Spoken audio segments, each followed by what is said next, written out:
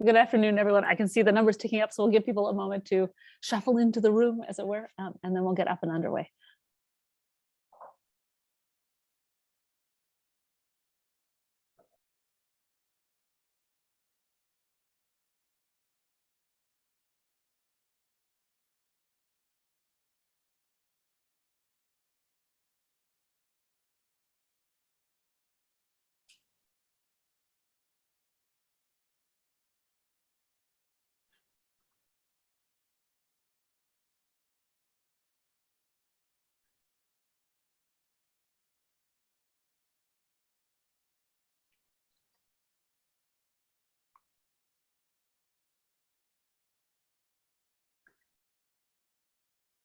Excellent. Well, welcome everyone to the last lecture in the annual joint series run between the digital humanities at the University of Ottawa, CRIN at the Université de Montréal, and the Think Lab at the University of Guelph. This last talk is officially hosted at Ottawa U, so we're on Algonquin territory. Nous rendons hommage au peuple algonquin, gardien traditionnel de cette terre. Nous reconnaissons le lien sacré et de longue date je m'excuse, un territoire qui demeure non cédé. We pay respect to all Indigenous people in this region, of all the nations across Canada, and to those who call Ottawa home. We acknowledge the traditional knowledge keepers, both young and old, and we honor their courageous leaders, both past, present, and future. And we'd like to invite anyone here to put their acknowledgement of the places that they're on in the chat. Our lecture today will be in English. Mais vous pouvez demander des questions également en français et en anglais. We're going to have the questions going into the chat or into the Q&A, and I'll be stewarding the question and answer period after our time together. It's a great pleasure for me to welcome Dr. Shannon McDonald from the University of Waterloo to join us today. And I'm delighted that so many people were able to join us, even though we've had to postpone this start date. Dr. McDonald is an associate professor in communication arts at the University of Waterloo. Her interdisciplinary research examines feminist feminist, social and digital media, activism, popular culture, cinema, and visual culture. She's the incoming director of the Q Collaborative, or Q Lab, which we'll hear a little bit about today, a feminist design lab dedicated to developing new forms of relationality through technologies of public performance. She co-runs the online archive Feminists Do Media. You can find them on Instagram at aesthetic.resistance, and is the lead author of the forthcoming book, Networked, pardon me, Shanna, how embarrassing, Networked Feminist Activisms, which is coming out from Lexington Press. Shanna, we're delighted to have you up with us today, and we'll turn it over to you for data feminism, embodied practices, and internet archives. Thank you so much. I'm going to share my screen and hopefully this will work. Let's see. Yes. Excellent. Okay. Let me know if there's any problems with sound or audio, but I'll get started. Thanks for the introduction. Thank you, Constance, for inviting me to share my work, and to Jada Watson and Mike for helping guide the preparations to get me here today. I'm really pleased to be sharing some of the work that I'm thinking through in the relationship between DH and feminist media scholarship. I'm gonna okay, great. So to begin, I just want to acknowledge that I'm a settler scholar with Indigenous ancestry tied to the Halapu Mi'kmaq of Western Newfoundland. I live and work on the area known as Kitchener-Waterloo, which is the traditional territory of the Attawandaron, Anishinaabe, and Haudenosaunee peoples. So the university is situated on the Haldeman Tract, which is land that was promised to the Haudenosaunee of the Six Nations of the Grand River. I want to bring attention to the fact that although the land was promised, it was subject to negotiation between the Canadian government and the Six Nations Confederacy, and the debates around the title of the land still continue to this day. My ongoing commitments in my own research are to engage and uphold recommendations from the Truth and Reconciliation Commission. And at its core, I hold the commitment to pushing back in particular at types of epistemologies that are centered around objectivity and certain truth, because I see these as having upheld and justified differing forms of colonialism across history. So Today I'm going to bring together a bunch of strands of ideas from my work as a feminist media scholar, but also as an activist artist who studies digital activism, digital disinformation, and online hate. And throughout the talk, I'm going to be putting some slides up that may seem tangential to what I'm saying, but they're there to help you think with the ideas as I kind of work through them. This is one of those. This is from a visualization that I really love on the Women's March. And the reason why I chose it to start things off is because when we're doing feminist media studies, we're looking at so many layers of complexity. There's so many ways in which feminism creates as much harm as it does good. And we want to think about and encompass all of that together in our research. And so I think this is a great snapshot of all of those really complex tensions that we see in that conversation. So I situate myself and today's talk around what I see as a really, really important article by Moya Bailey and Kong Huen, Alexis Lothian, and Amanda Phillips in their work on talking about #TransformDH. This was a really important article for me, seeing that I actually fit within DH. And so my work contributes then to the reconceptualizing of what counts as DH by foregoing feminist methods that focus on forms of digital social justice as outlined by the authors. As these authors have argued, and this is a quote, by expanding who and what counts as DH, we're able to set out the transformative power of collaborative energy to address the questions of our time. For me, the pressing questions of our time center around the digital cultural production of oppressive and discriminatory discourse, the disinformation, online hate that it fuels, as well as the feminist, anti-racist, decolonial, queer, and crip responses of resistance to this vitriol and violence. So my entire research program then is oriented around understanding these dynamics and then thinking about ways to keep supporting communities in their efforts to combat various manifestations of online hate and their very real offline consequences. Sorry to interrupt. Oh, perfect timing, Candice. I was just going to say your PowerPoint is stuck on the land acknowledgement slide. Is it? Yeah, there we go. Lovely, Okay. lovely. Okay. Yeah, it's advancing beautifully now. Fantastic. So this was what I was talking about as the visualization from the Women's March. I'll give you a minute to look at it, but we can come back to it in the questions. I'm going to go forward to my next slide, but thank you for letting me know. Sorry, I missed that. We good? Awesome. Okay. So I'm building here on my work with the feminist think tank, which I'll explain in a moment. And today's talk sketches out a possible orientation for a feminist media studies DH that centers on 3 elements that are the title of my talk: data feminism, embodied research practices, and feminist archives.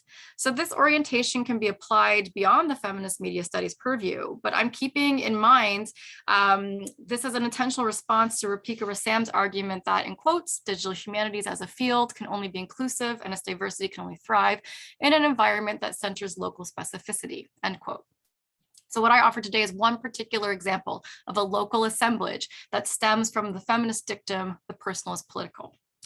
At FTT and in my work, this means that at every stage of our research, we start from considering how our embodied, lived, affective, and collective experiences are reflections of structural inequities, and how this is upheld by the research and data environments we work in. We're committed then to naming and giving voice to these experiences as central to any academic discourse we engage.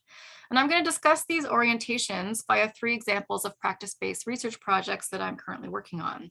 The first is the Instagram account that Connie mentioned in my introduction, which we see as a way of archiving feminist media in a bit of a cultural hack of the Instagram platform. I'll talk about a web archive project that maps feminist keywords across a series of collections housed at the Internet Archive. And I'll talk about some data jams I've been running that are developing new methods for creating data sets. So this work is supported by the Q Lab, which I'm one of the founding members and the incoming director for 2023. The lab, as was noted, is an intersectional feminist design research lab that thinks about the relationships between performance and technology within public practice. We're based in different nodes at the University of Waterloo, Brock University, UBC, Mount Royal, and Illinois Urbana-Champaign. And we function then as an umbrella group that try and support both collaborative research projects, but also individual projects. There's a really strong emphasis on mentoring within the Q Lab, especially ones that are working within the spaces of DH, activism, and design.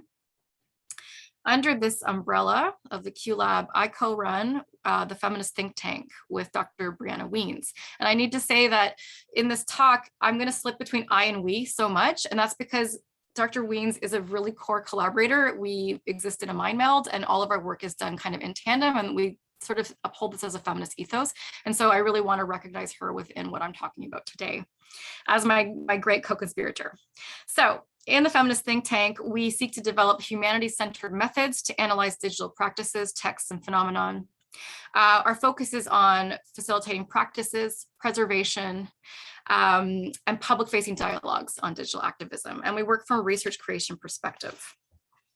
Here is a list of our current team members that are all, working with us at the University of Waterloo at the moment. So in our work at FTT, we employ what Alyssa Arbuckle described in 2019 as social knowledge creation practices, which, as she notes, DH is well poised to embrace. For Arbuckle, this includes key factors such as, and I'm quoting from her text, collaboration, alt publishing practices, as well as using available technologies and skills, and engagement in social media. And you'll note in my talk that available technology and skills is going to be a really important component. So our team grounds ourselves in these projects, these kinds of practices in our projects. And I think it's important to outline that. So we did just publish out of this work, Networked Feminisms, which is a book that takes 11 chapters of scholars writing and thinking through digital activist practices. And we did a parallel speaker series in the last couple of months that you can access on our YouTube channel. And it was a really great conversation if you want to kind of follow up on some of this work. So our reading groups, data jams, maker events, and content creation work is all iterative and foregrounds social justice design principles within the creation of our DH frameworks. And I'm going to talk you through some of this now. What is a feminist media studies DH? Can we see? Yeah, okay, we can see the slides. So in the introduction to Re-Understanding Media from 2021, Sarah Sharma argues that the work of feminist media studies is to take up, in quotes, the necessary task of locating the medium-specific technologics of how power operates in culture, end quote.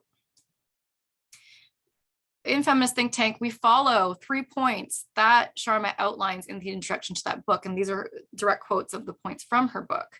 We locate how different technologies alter the tempo, scale, rhythms of life in differential ways for different populations. We examine how patriarchy, racism, and other violent forms of power are extended through technology, and we explore how technologies extend people's ability to resist patriarchy and racism. I situate data feminism, embodied research, and feminist archives as 3 sites of media technologies that reveal how power is extended and resisted. So for us, points 1 and 2, locating and examining, are always at the fore of our critical analysis of digital culture. And point 3, exploring, is where we put a lot of our effort in terms of archiving and data collection as we find new ways to document and amplify moments of resistance. Nope, staying here. Okay, so at FTT, our work is grounded in an understanding of intersectional feminism, a concept and movement that began with Black feminist scholars like Kimberly Crenshaw, Angela Davis, Audre Lorde, and Patricia Hill Collins, as an effort to recenter Black experiences that have been marginalized.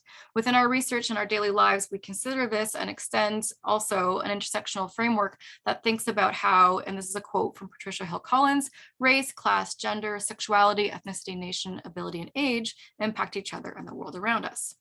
At every level, the work of FTT is to attend to the forms of intersectional resistance that exist online.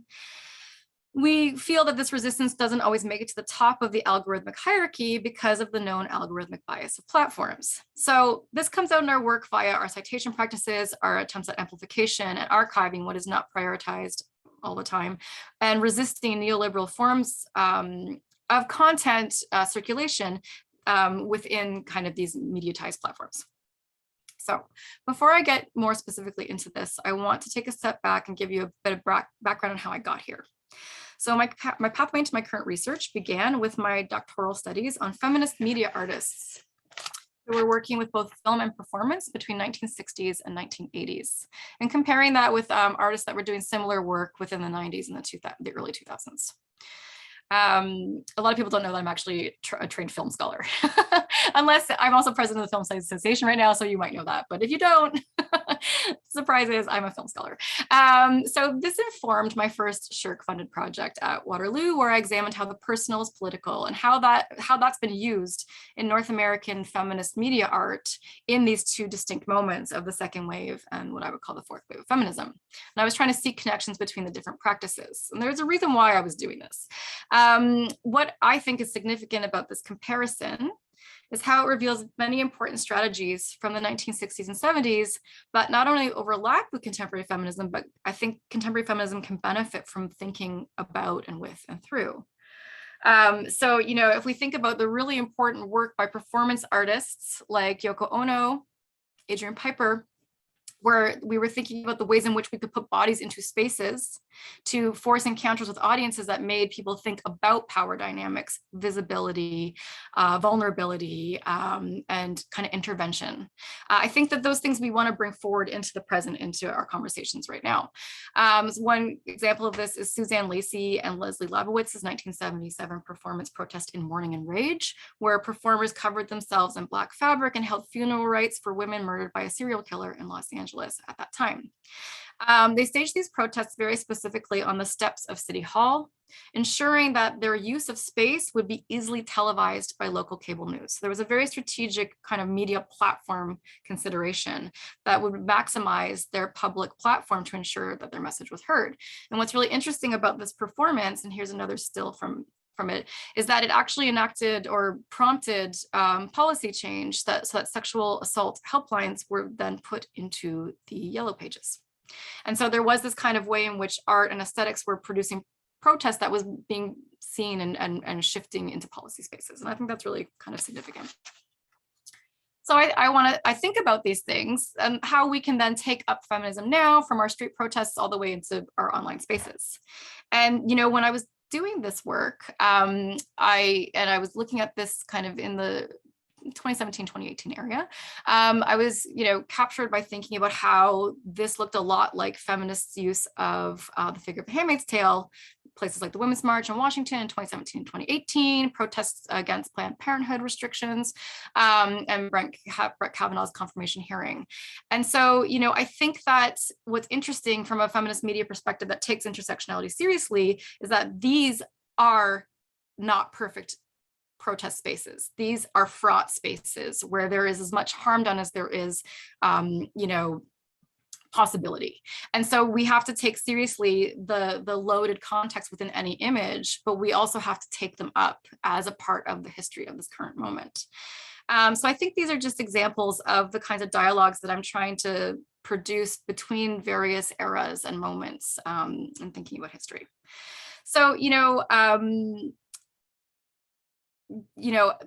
I guess one thing that I would say with this slide in particular is that I really want to also continue a conversation about the ways in which things move offline and online kind of seamlessly. And you'll hear that within the rest of the talk as I really emphasize the importance of the everyday and embodied experience.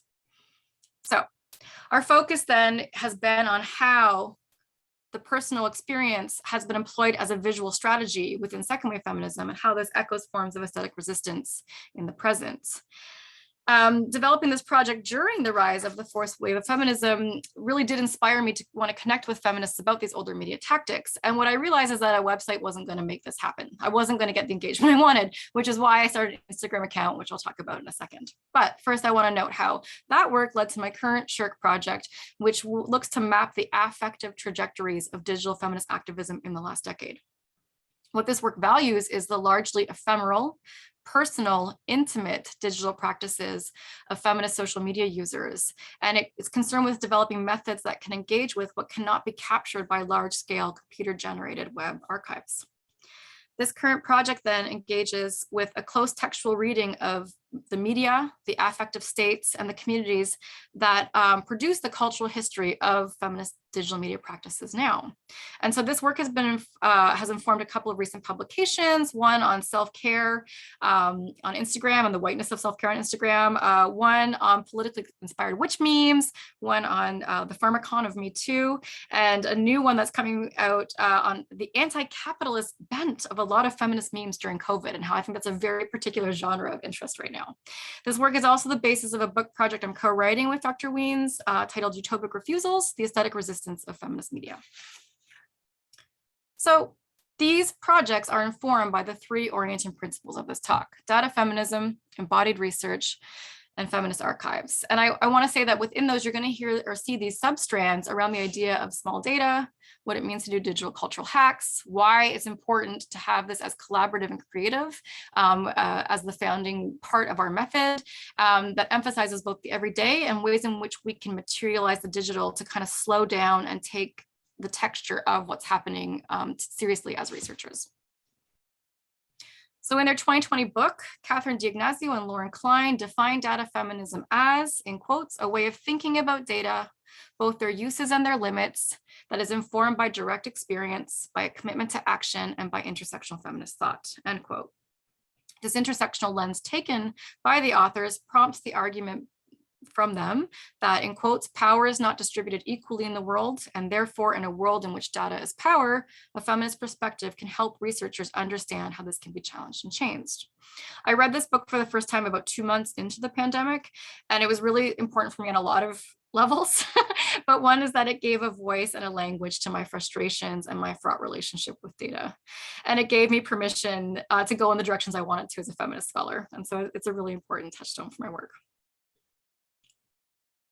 So, I think that what I talk about today then will look at how we examine and challenge power and how I do this in my research, but also why I think it's important to elevate emotion and embodiment as a way of rethinking binaries, hierarchies, and the kind of values we give to those things. And so I think that's where I'll locate a lot of my conversation today.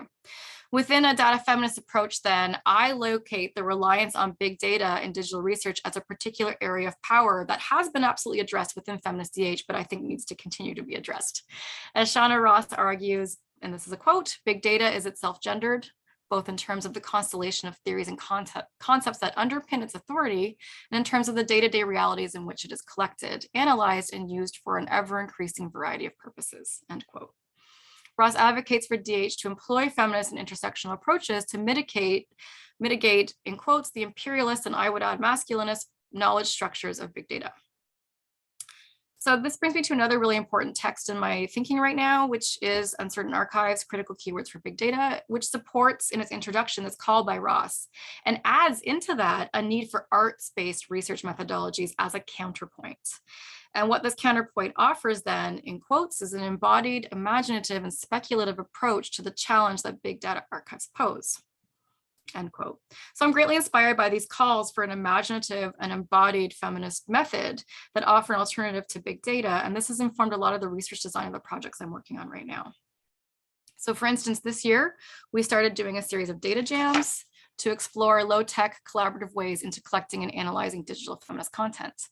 In Everything But the Kitchen Sink, we invited participants to share idiosyncratic everyday collections of their personal data that they save and carry with them on their phones and put these into conversation with other people's collections. So we did this through bingo. We had data jam bingo cards. We called out categories. You had 2 minutes to pull something from your phone. You could use saved things from social media. You could use things that you'd shared in your group chats.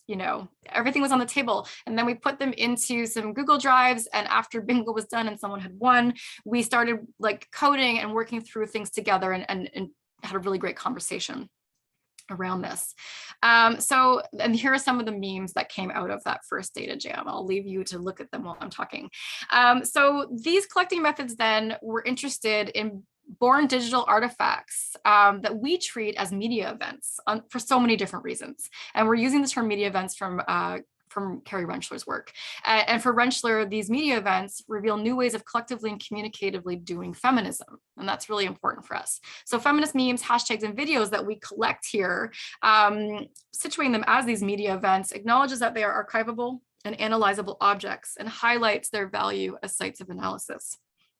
In doing this, we take up the work of Latsko, Toth, Bonneau, and Millet in trying to thicken our data, both with manual data collection and long-term online observation. And so when we're manually collecting things that we've been doing on our phones. This is long-term observation. This is us over time as researchers engaging with what we see in the world.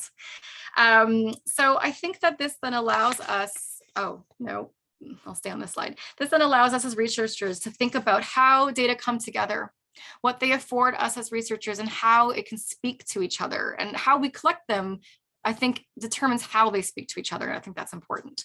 So we foreground personal data collections that include a greater set of underrepresented voices as really key to this process of research. And we're trying to then respond with this to the urgent calls in digital humanities to address concerns of data ethics, sexism, and racism in the methods that are done through an intersectional feminist perspective.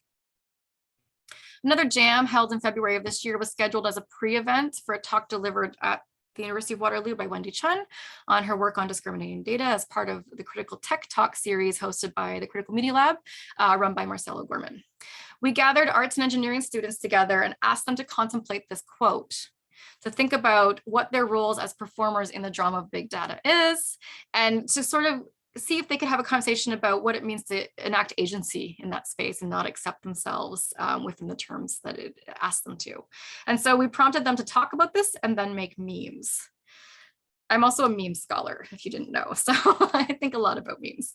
So the result is a series of memes that were generated within the event. I would situate these as a data set in themselves that is very context specific, but also offers these particular insights into the moment of how different communities of students were making sense of text and data in their everyday mediated lives. We're planning a 4th data jam for May that corresponds with another critical tech talk on artificial intelligence. And this will be the first one that we do in person. And we'll be taking apart a series, sections of Kate Crawford's Anatomy of an AI System map. We're going to enlarge it and print them out and distribute it over the space that we're in. In smaller groups, students and the public will take up aspects of the AI system in conversation and will be prompted to produce a visual response of their choosing. All of these jams explore different approaches to materializing the digital. And a lot of them have been online, but there is a material element, I would say, to all of them, and also a visual element. And we do this in order to situate the research encounters in ways that slow down our relationship to those online flows of information that we are constantly consuming.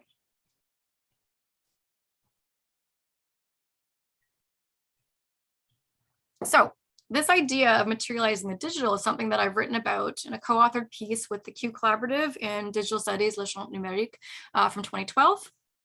So this is a shared principle of the Q Lab, and we share it in order to reimagine what data can be from a social design perspective. So this again includes these small data-oriented research methods that are grounded in what is really important to us, an iterative, embodied, collective form of making, doing, and thinking. So as I'm going to quote the article here, for us at the Q Lab, data are concepts that can be actualized in a variety of media through both material and digital processes. So we explore ways of materializing data so that we can reflexively engage with them in relational ways. For me and Bree in particular, or Dr. Wiens, this is an extension of the close textual analysis forms of research that we have and we take from our humanities training. We feel that these smaller curated data sets that we have these reflexive relationships to open up access to complex discursive meanings that are contained within them. And I'm going to give a quick example here. I'm going off script. So Bree and I wrote an article on Me Too that is now published in Feminist Media Studies. And we wanted to argue that Me Too was a pharmacon because it hurt as much as it helped within feminism. And early on, we tried to have this published in a couple of journals and couldn't get it published because it wasn't working with big data sets. It didn't have an API. I didn't know how to do an API Twitter poll at that point, but I really wanted to write about Me Too in the moment.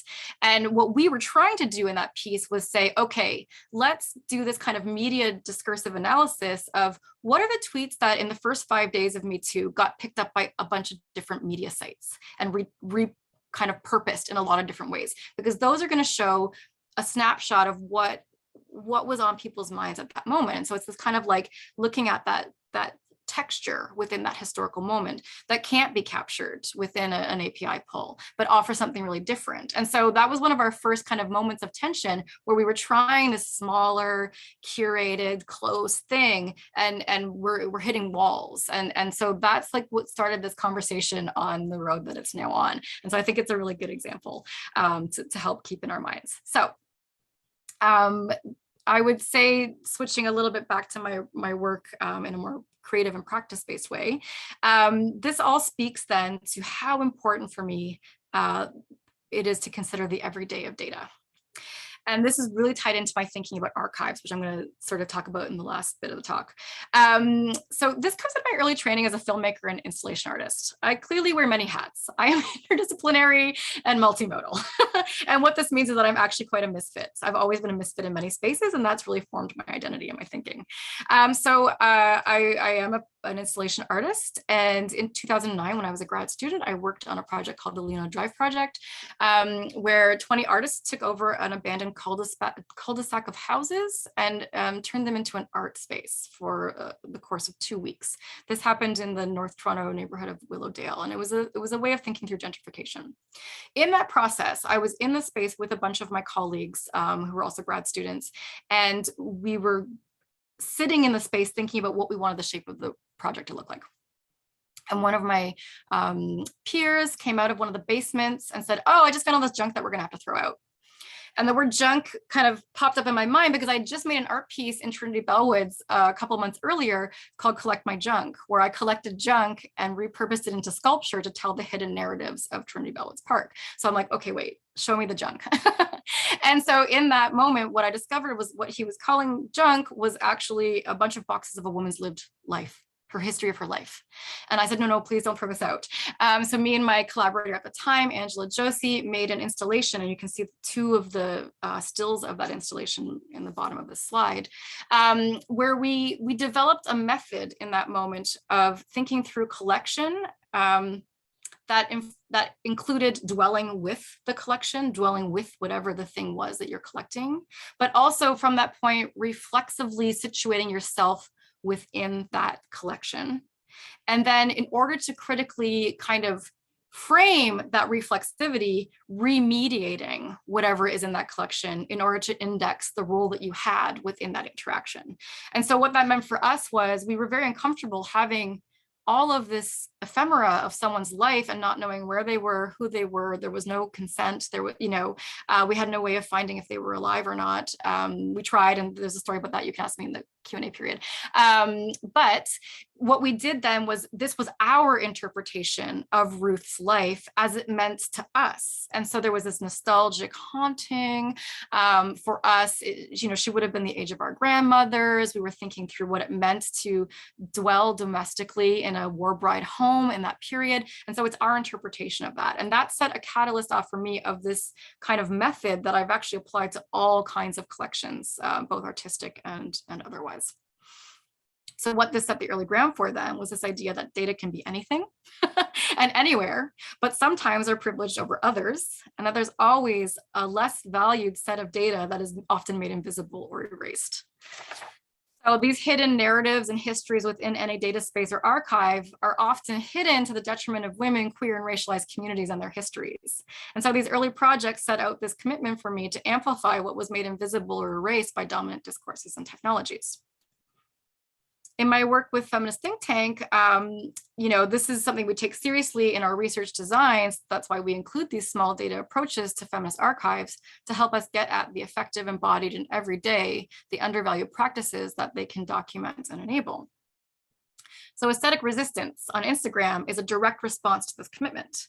It is a design intervention into prevailing Instagram culture that amplifies marginalized voices from LGBTQ+, BIPOC, and other marginalized communities and we're looking particularly at amplifying content that pushes against the colonial, capitalist, white supremacist, cis heteropatriarchy. And I think that's what our tagline might be, or it was at some point on the account. So it provides a rolling database of feminist, historical, and contemporary media practices.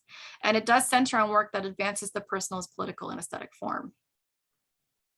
This project was designed with the intent of co-opting the functions of Instagram through a mode of creative research that, as Estelle Barrett and Barbara Bolt argue, allows us to reflect, in quotes, on new social realities that are either marginalized or not yet recognized, end quote. So the feminist the feminist think tank research team collaborates on the scope and focus of the content produced for the account. This is a screenshot of the grid, of the profile grid on the account. And we take turns as moderators who post in our areas of expertise and interest. Every post is accompanied by a comment text by us as moderators that explain why we want to amplify this and what it has to do with our personal relationship to feminism. Before we post, we invite peer feedback from the group.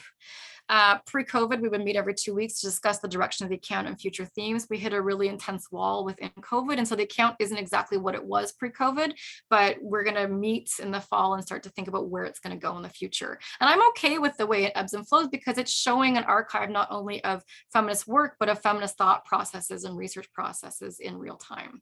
And, you know, however long it lasts, we'll be able to kind of encapsulate that history within the posting.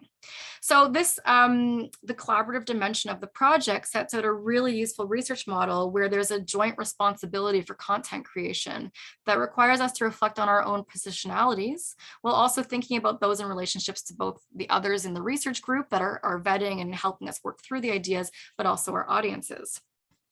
As a practice-based social media research project, it's actually through this account that we created Feminist Think Tank. This was the catalyst for it because it was a community building space.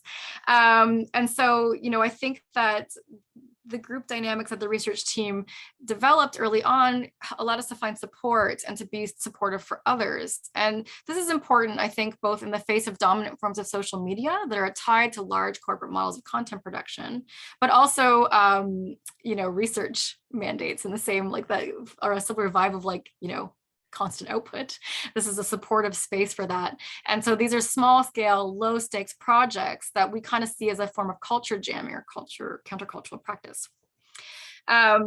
These slides are from when we did, I think it was Meme Mondays. That was pre-pandemic. We were doing that, which is super fun. My favorite one is the one on the bottom where we're being very self-deprecating. It was clearly one of my Gen Z researchers who put that one together. But what we're doing here is developing an intentionally feminist research practice that indexes and archives media interventions over time. So I want to finish this overview of my projects and thinking about the ways that I take up these questions of data, research, and archives with a project that I'm working on currently as a part of the 2021-2022 Archives Unleashed cohort project, which supports researchers working with the Internet Archive. Initially, when I started this project last June, we had 3 objectives that are very familiar to what I've been saying about the earlier project I was working on, the earlier short project. But what ultimately came out as the key priority is the highlighted one there, number 2, which was to map and analyze the presence of feminist key concepts in the archives.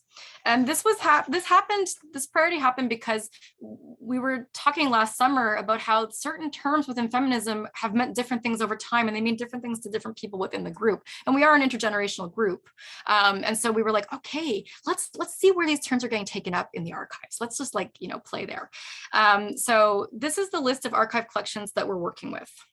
We decided on these based on taking simple domain captures, which showed the top 10 websites archived at each collection. And then we gained insights into what the makeup of the collection was going to be.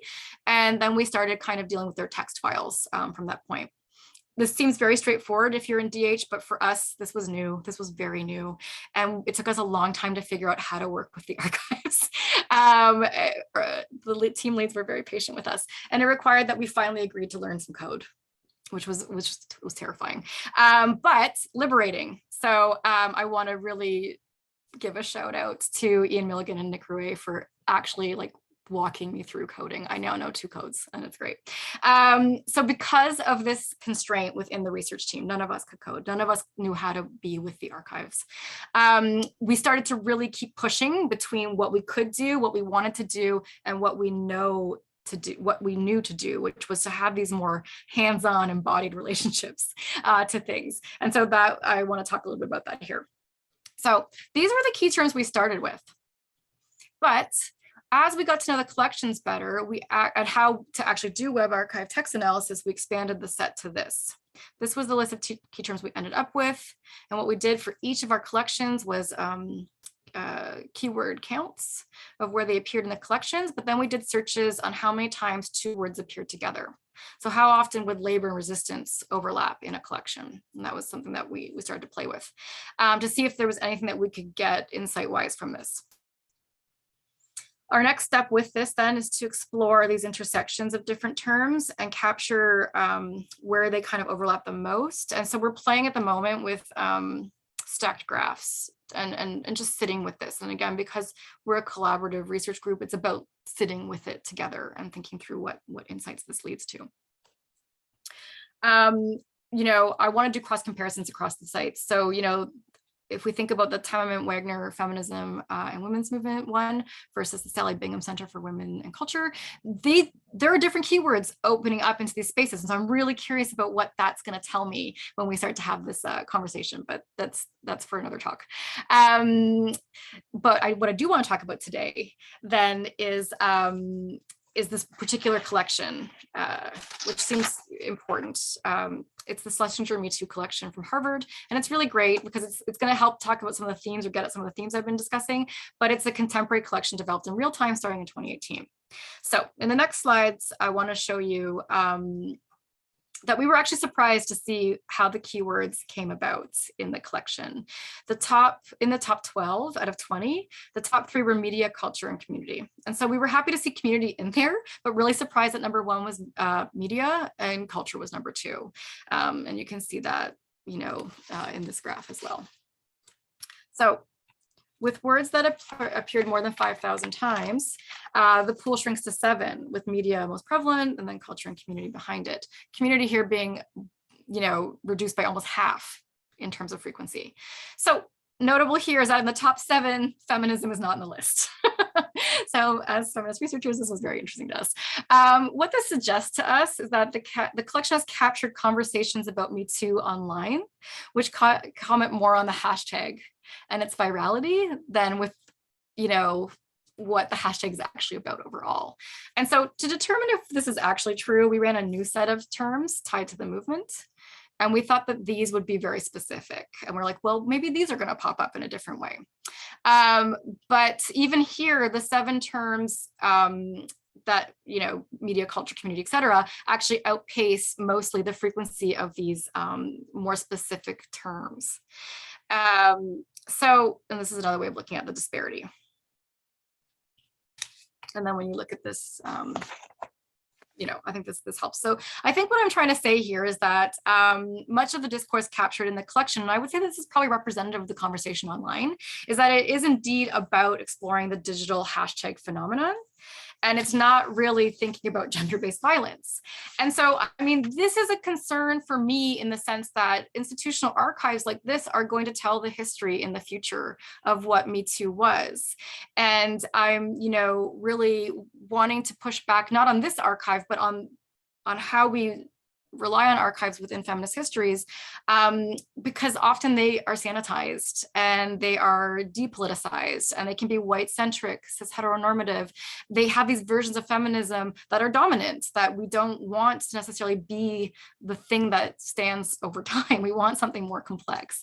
It's missing a variety of voices and perspectives. So feminist histories are not always going to be fully represented by the archives. Digitally born web archives should then begin to think about, or we should include within that, the intimate personal collections of ephemera that are actually circulating in our everyday life, the things that we collect when we're waiting for the bus, the things we share with those in our relational networks that hold us up, the people who make our networks. What are we sharing? That's the specificity of feminism that I want to get at. And the question then is, how do we produce this in our research design? So attending to this friction that I'm dealing with, I wanted to think about how the visual can perhaps help us even more in this context. And so this summer, we're going to work with this juxta collage that Nick Roy made helped us with and made for us. And what was really surprising to us when we were looking at it initially was that it actually gave you the sanitized version of the movement. So if you scroll in on this, you will see women eating salad at work. You know, like the most generic thing you can think of. And we're like, oh. But on further reflection, we've been zooming in and producing these like 20 by 30 grids and blowing them up as a group and working with them.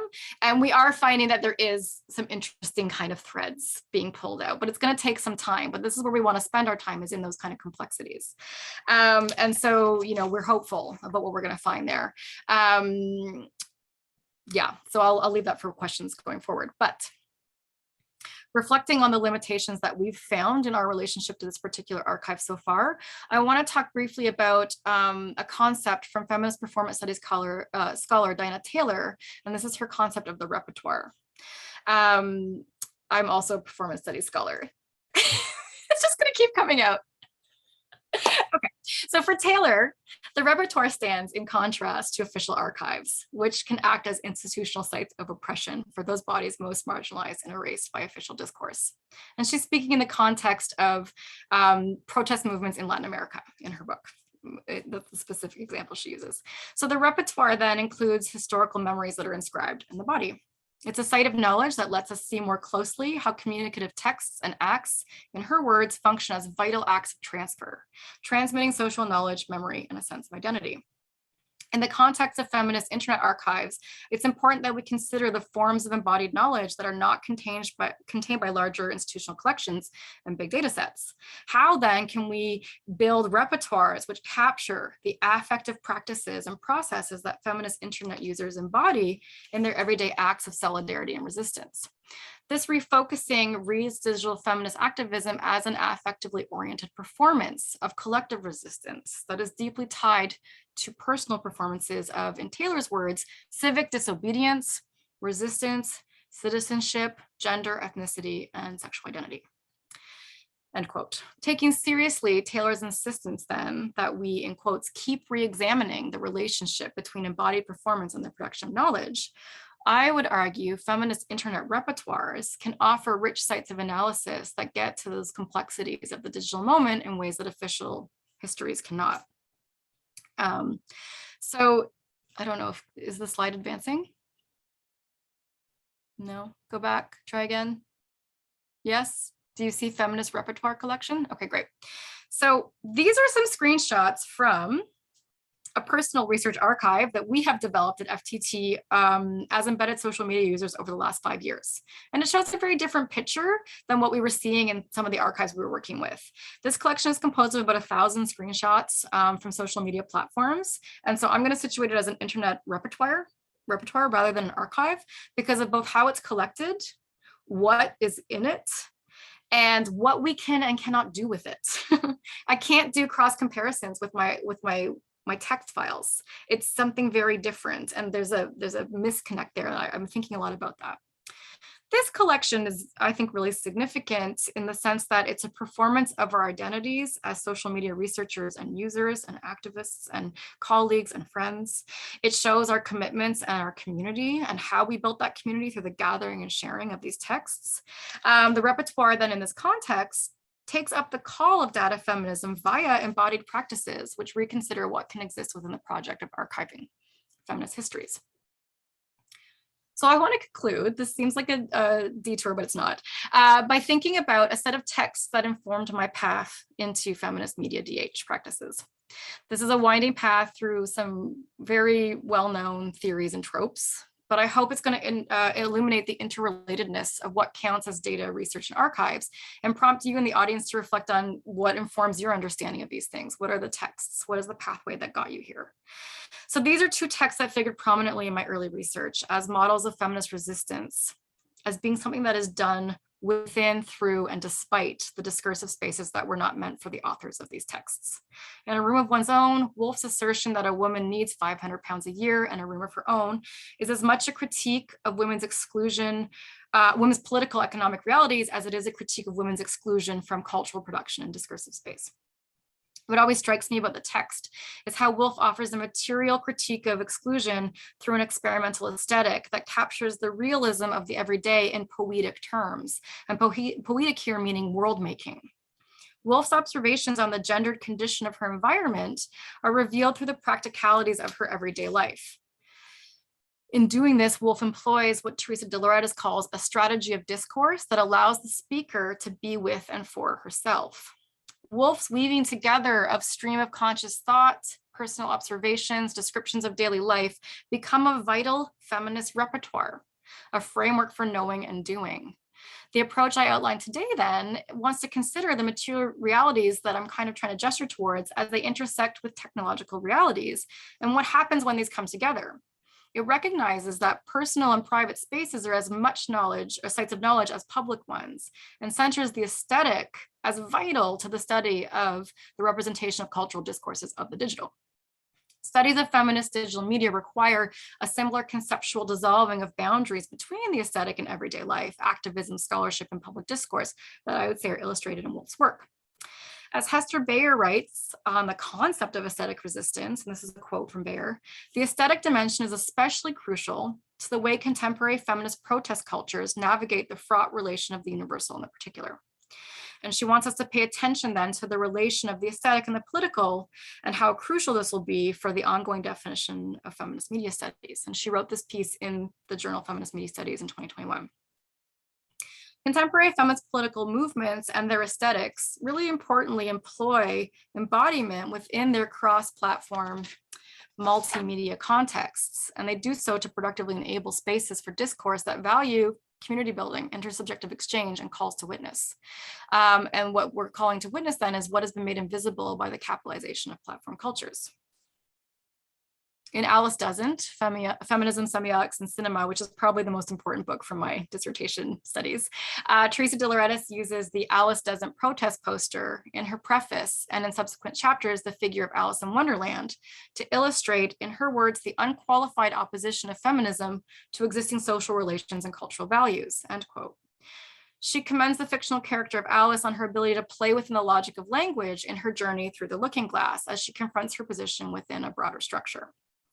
De Lauretis situates Alice as someone who, in quotes, keeps asking questions, even when in a world of discourse and symmetry, whose arbitrary rules work to displace her as a subject. For De Lauretis, and she's speaking here about this protest poster, feminism is then, in quotes, a confrontation, a struggle, a political intervention in institutions and the practices of everyday life, which for her are themselves discursive.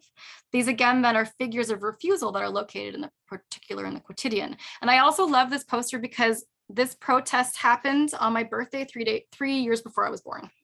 So I'm like, this is great. It all overlaps. Okay, so in the digital era, there are many pathways into such feminist refusals. The Xeno-Feminist Manifesto, that's been circulated widely since 2015 by Laborio Cubonics, takes a material feminist position to the technosphere. The manifesto suggests that in order to enact structural change, feminists must, in quotes, strategically deploy existing technologies to re-engineer the world. More recently, Glitch Feminism by Legacy Russell outlines how we can be figures of resistance through the glitch, or that which is an error, a mistake, a failure to function. And those are her words. Russell argues gender, as well as race, sexuality, and disability are cogs within the machine of society and culture. She argues that by the very fact of how we are positioned, how we fail and are failed by these systems, we access sites of refusal and dissent. Glitch feminism then, in quotes, demands an occupation of the digital as a means of world building. As a glitch feminist, these spaces of the internet provide creative material to work and resist with. So it's my deep hope that this is where we put our scholarly efforts in accounting for the creative ways feminists are building our world from sites of digital refusal. Feminist work, DH work, feminist digital activism are all places where we can enact unqualified oppositions to existing social relations and discursive systems that never wanted us there in the first place. Oh, advance one more time. Sorry to interrupt. Yeah. Try it again. It's just the Lovely. last slide. Good. So the places where we were never wanted to be in the first place, or they didn't want us there. For me, a key aspect of this opposition is to figure out other ways of being with the labyrinths of research, data, technological affordance, and feminist histories. In doing so, we can refuse the de facto definitions and values that are given to these things. Instead, we get to question and name the very real violence that these values have on our social and personal worlds. And finally, we must refuse then to let our research, data, and histories be set apart from the inequities of life so that we can think about the poetics of our everyday lives as researchers, activists, communities, and let them guide us as we work towards our preferred feminist futures. Thank you. And I'm going to stop sharing. Thank you very much. The one thing that is missing from like the Zoom webinar format is like the ability to see everyone, clapping. We don't have the little clap icons setting up, but thank you very much. We do have about 20 minutes for questions. Folks are welcome to put them in the Q&A, either with their names or anonymously, or in the chat as well. If we don't have any to start, I am just going to like launch in with a giant gush in that I didn't know that you were part of the collective that did the Leona Drive project. I lived in Toronto then, and it was like a life-changing art installation, walking through a dark blue bathroom with thousands of nails and pennies on the walls that just, are sitting in a car with projections on the wall and or on the glass on the inside, this tiny intimate space that was saying back to me my own childhood, as though like how could you be in this intimate space that was also part of the interscape? And I think many people who were there like had very much that experience. And I have a question coming out from that gush as well. No. Yeah, it's not just a gush. I'd love to like ask you to tell us a little bit more about the Ruth's Things story.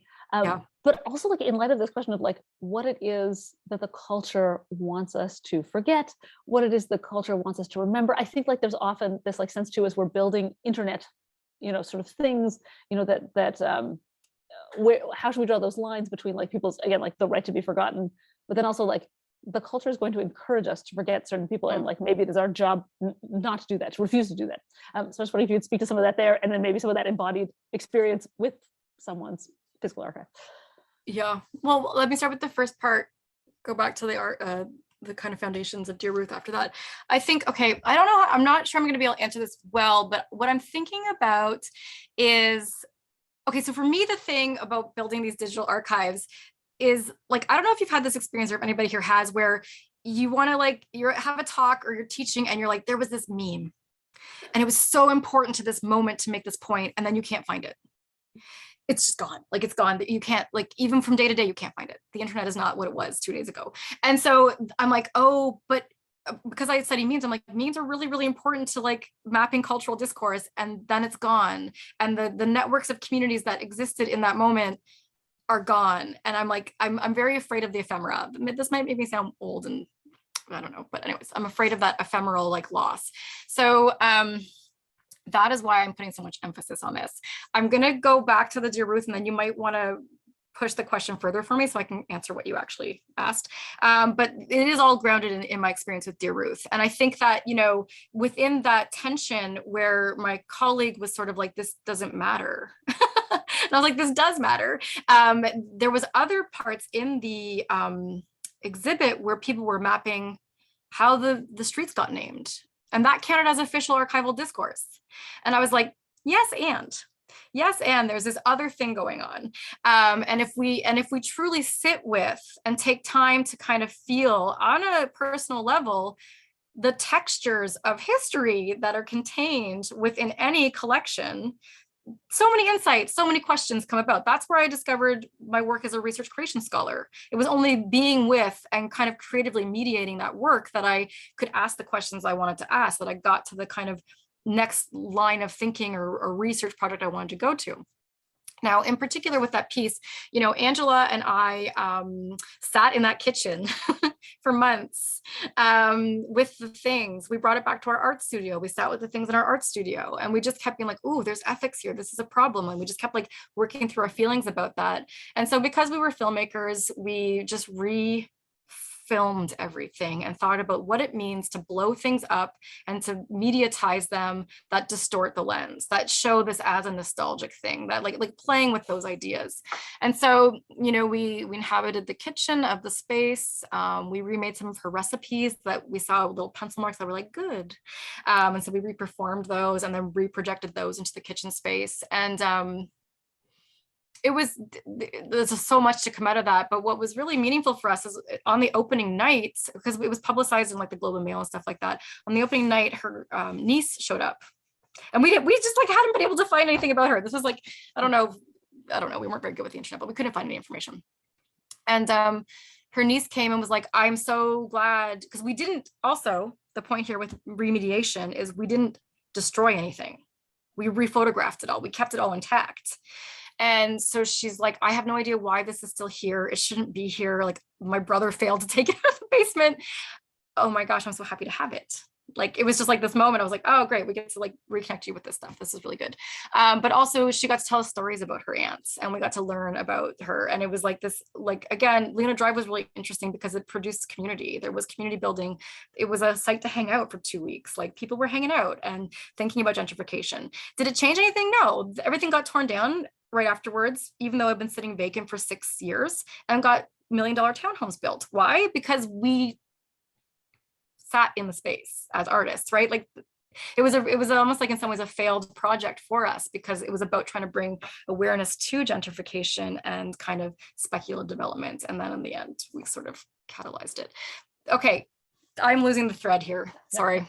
No, that was great. And also too, I mean, it seems like a very like engaging tactic, like remediation as a way of like encouraging, like allowing for privacy, but not giving into that, like, and so thus you will be forgotten forever. You know, that someone can be remembered without being like, you know, exposed. And there's that ethic there is very compelling. Yeah. So that's useful, because then you can think about, like, if we do these small data collections of our everyday lives, but we kind of anonymize them, like take them out of the context of your phone and put them in a shared collection, that I think is doing that. It's capturing the essence of that moment, but it's also allowing for like privacy. Yeah, thank you. And not in that horrible way that like, click the box at the bottom of this long thing and where privacy means here's how much we'll sell about you. Like, I shouldn't just monopolize, but we have lots of good questions in the chat. The first one from Susan Brown, fabulous talk. Shanna, I would love to hear you reflect a bit on the comments you made that these are not perfect protest spaces in relation to a notion of perfection or fear of being called out, and the way that can inhibit contemporary feminisms. Great, that's great. I mean, I think that, you know, with the example of the Handmaid's Tale performance images and costumes, but also like if we think about the first Women's March on Washington and the use of the pink hats, what those protest moments allowed for was that there were performances, public performances in space, assertions of feminist identity that then, because they're so visible, because of the virality, opened up a space for conversation about what gets included in feminism. And the great thing about, you know, I would say fourth wave feminism, but I think it was happening much earlier, is intersectional conversations, where we're willing to have that conversation about like, how do we decenter whiteness in feminism, which has been a problem for, you know, 100 years plus. And so, you know, having those conversations where we say, okay, the Handmaid's Tale in its form as a TV show has been criticized for the ways in which it is you know, it is decentering Black feminist experience and Black women's bodies, and it is reifying other bodies. And yet at the same time, it's a text that thinks through reproductive rights and agency. It's both. And I think that what I'm suggesting is that if we truly engage in this project together in community, in forms of solidarity that are always going to be imperfect and tense and difficult, but we do it with an ethics of care, which is a really important part of feminism, then we can find ways through this that allow us to understand what a preferred feminist future is going to look like for all, one that is inclusive and equitable. And I think within that, I would say we have to document the tensions. We have to not let those be kind of erased by, and I love this picking up on the word perfection, like a neoliberal feminism and a neoliberal femininity needs individualistic competitive perfection. So we have to resist that. And that this is what, you know, Angela McRobbie and everybody's been writing about since the early 2000s with post-feminism. They're like, this is not like boss babe girl power is not where it's at. That is a capitalist construct. And it's taking away from us kind of resisting structures of power in solidarity. So that is my feminist rant on that, but hopefully that gets at the question a little bit. Thank you, that's great. We'll turn to the chat as well. In your research on small, private, ephemeral digital data and data collections, how do you sort of navigate both questions of ethics, but also accessibility in including this material in your research? Oh man, I don't know if I've thought about that enough yet, which is a problem. I think that with the collection itself, that ethics is that anything we're collecting it's consensual in the sharing, because we're doing it together, but that might not get at the reality that we are collecting people's public posts.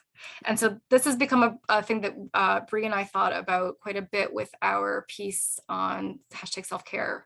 And these practices of citing public content when it was never intended to be taken up by a research audience in a critical way.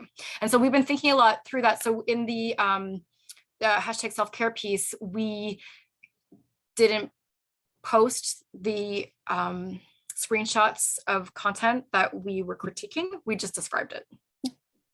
And that was sort of our way through that. What was the second half of the question there? Because I'm not seeing it in the chat. So I'm like, also thinking about like accessibility, which might also be about like, I mean,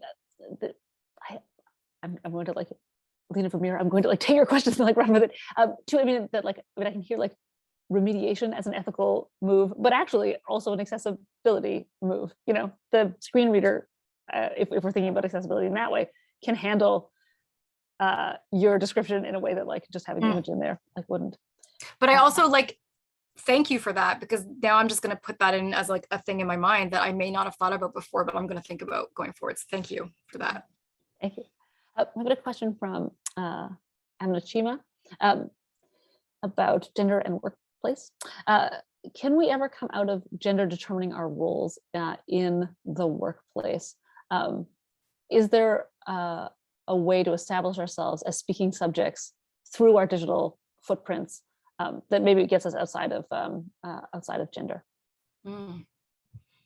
That's awesome. I mean, like, it's so hard to answer that from an academic perspective, because it's a really hard, I mean, probably everywhere is hard to be in our gendered realities. And I do feel the weight of that all the time in so many different ways that I don't know if we can. So for me, the only saving thing in the weight of being gendered in the academy is those networks that we develop, those communities that we, and you don't, like, I don't have a lot of space, we just make the space, we take hidden little spots of space, we do what we can. And so I wonder in some ways with that idea, the way that I'm thinking about that with the idea of the digital is like, yes, because the digital is where we get to actually like hang out together and like freak out and support and share and be affective beings in ways that we're probably not allowed to in other spaces. So yes, I can only speak about that from my own experience in my workplace. So I think it's a great question, and I'd love to hear from that question asker, yes, or anybody else, what you think about that. That's a conversation to have as a group. But in my sense, I find it very hard to be in the academy, and for all the reasons that we know, undistributed emotional labor, different kinds of labor, what it means to be a caregiver, and share that balance with your research. It's completely impossible.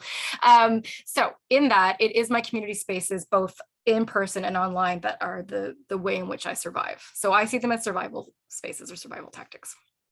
Also, like thinking of that, like it's like the opposite of the neoliberal, like, well, the solution is on the internet, no one knows you're a dog, or like, you know, you could go gender free, but actually, rather than like, maybe this is actually, it's better to make this a space for building community and strength that way, not in sort of being atomized and individual and hidden. And but I think both can be true. Like maybe being able to anonymize and not be kind of crushed under that weight of being gendered is maybe that's very, and I think English feminism talks about that, like that liberation outside of gender constraints. So I think both can be true. I think the internet can do both. It can create community spaces, and it can create spaces of anonymity that give you that pause. I'm going to turn to another question, if I may. Living in the world of digital media and the prevalence of social media, do you find any patterns in the way that feminist activism and feminist values show up show up online? And actually, you know, I might actually grab a clarification for this question. is there sort of a way that are there similarities between like online and offline, and are there important differences Oh, great there question. that you're finding, sort of teasing out? Yeah, my apologies to the question asker for garbling that a little bit, but Okay, say that again. Just I'm gonna write it down so I can anchor. I'm like the chat. I'm like, so is there? So we've got the like you know, online feminism, digital media, you know, feminist activity in the social media space, and then you know, the sort of like, you know, embodied physical world. There's no in the real world, there's no separation between the two, but there might be like discursive and participatory differences. And what are some of those differences? What are some of those similarities as you're studying both at the same time? What are some important differences that you're seeing there? That's great. So thanks for a great talk. So says the question asker. No, it's so good too, because okay, I think that it's on one level, there's a real bleed between them.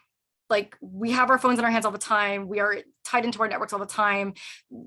Our everyday lives are our social media lives. There's no separation between them in my sense. But now let's think about it in a feminist context. This is a weird answer. They inform each other, for better or for worse. And so I think one of the ways that this really troubles me is Instagram algorithms of like whiteness and self-care, like care, like the wellness industry, like the post-feminist, you know, neoliberal femininity. That you can see the bleed between online and offline, because it's setting up very particular cues on what we're supposed to do that are really problematic and fraught. And so the problem with that, because I do think it goes from online to offline in terms of values that we start producing. Like, and this answer is coming from me as a film scholar who would have argued that for the entire 20th century, films told us how to live, and we took our cues from films. I always do this example with my students. What is your dream house? My dream house was a John Hughes house, because I grew up watching films in the 80s.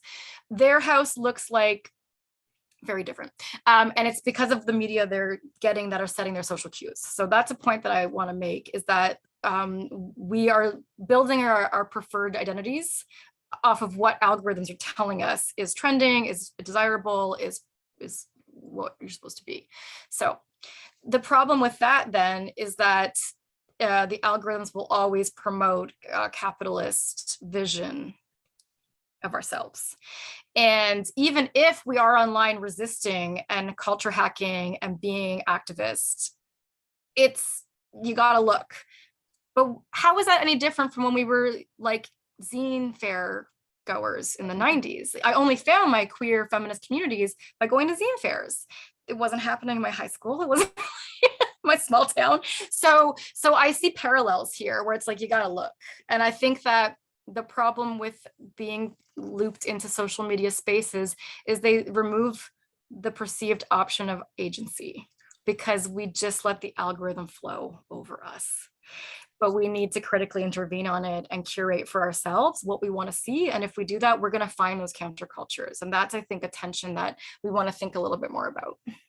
Oh, I feel like that's a perfect like segue into the next question, which is like not only just experiencing the algorithm, but also like lifting the hood and like getting in underneath. Our asker is wondering about your experience, you know, like effective experience of programming, and whether, you know, programming and the languages themselves feel gendered, maybe not just the workplaces that they come from and that kind of thing, and who that might be including or excluding. Yeah, it's a great question. So I'm going to keep running between old media and new media when I talk about this. So I think a really good example of my experience of learning coding, it was very liberating once I learned it. And I was like, oh, it looked like pulling, like, here's the man behind the mirror. This is, or like, you know, the Oz behind the curtain or whatever, where I was like, oh, this is a language of commands. Okay, I can conceptually understand that once I figured out how to even get to the like back frame of a computer. That was the first hurdle for me. So this is reminiscent for me of my experience in film school. So I have a BFA in filmmaking, and camera work was gendered. All of my cinematographers and DPs were men. I was a director. For some reason in my cohort, all the final thesis films were women directors. I don't know why. That is an anomaly, in my opinion, in the film industry. Out of 50 students, 9 of us who directed films were women. But I had to learn all the cameras. I learned a 1945 Bell and Howell journalistic camera from World War II. But it felt, because tech is set up in a gendered way, it felt intensely intimidating for me. I don't read manuals well. That is not how my brain works at all. And so it's such an inaccessible thing. But I think that I've been thinking about this a lot. It would be great to set up spaces, and I'm sure they exist, and I just haven't found them yet, where it is sort of non-masculinist approaches to teaching these masculinist technologies to de-stress those cultural baggages that we have around those things. So whether the things themselves are masculinist or gendered is different from the question of who feels that they can access the space and have the confidence to fail in those spaces. And so I really, and this was a huge conversation I kept having with Ian Milligan and Nick Rouet in meetings month after month, being like, I just kept like freezing, and it was stopping the research, right? And that was a problem. And just having them be like, okay, we're just going to do this together in real time, open up the thing, do this. And I was like, oh, okay. So you need that kind of community again to kind of get over the hurdles of these perceived barriers. And it sounds like, and the affect that comes like with so much affect. That. Yeah. Oh, we have a clarification on accessibility from a previous asker. Also to reflect on like accessibility in terms of how you choose your data, and the bias that creeps in terms of what we can work with is all that we have access to. Yeah. So the difference between what you see in digital content versus like what is actually out there. Yeah. I feel like this also like harkens back to that, like we can only work with what is in the archives, and not everything's in the archives. Like, yeah, how do you work with that tension? It's this is such a fantastic question. I think about this all the time. So part of me intentionally talking about the repertoire, the feminist repertoire of digital media as opposed to the archive, is to allow for the fact that whatever you're working with in that data set is absolutely limited by your algorithm and who you are. And just taking that as a principle and being and accepting that. What that means then is what we want to see. So like my vision for this repertoire, I want to actually see this be accessible in public at some point, is that everybody can participate, so that we have this deep diversity of algorithmic perspectives and lived experiences. So in that existing repertoire, my research team is incredibly diverse on all levels, intergenerationally, gender identity, sexual orientation, racially, we're very diverse. And so it already represents that diversity of experiences. None of our algorithms are the same. Yeah. So I think that's built into the method. That's part of the acceptance, is like there will be a limit of access. It will not encapture the specific fullness of our internet experience of digital feminism. It will be these snapshots, and that's okay. And that's part of the richness. And I'm super okay with that. I don't know if the world's okay with that, but I'm okay with that. Very satisfying, thank you. We have another question that starts with a real thanks for this great talk. Our questioner is wondering if you and your colleague have thought or might be thinking about in the future researching the kinds of data, including analog data, that historic people have kept, going into much older archival collections of historic feminist individuals, so that memes and posts, as well as photographs and doodles and notes. I ask, she says, because I would love to read research on this, to sort of compare some of the embodied repertoires that and embodied physical material that people have kept, and the digital material that they snapshot and keep on their phones. I love that. Yes, we will do that for you. Why don't you do that with us? Get in touch. Excellent. I can't speak for Bree. I look forward to that paper. I think Bree's in there somewhere, maybe in the chat.